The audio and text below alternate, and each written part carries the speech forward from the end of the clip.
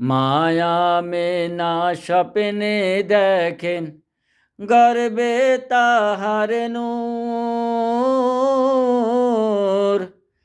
সেই নূরেরই নাম রাখিলেন, সেই নূরেরই নাম রাখিলেন মুহাম্মদ রাসূল নবীজি। আল্লাহ আল্লাহ আল্লাহু লা ইলাহা ইল্লাহু।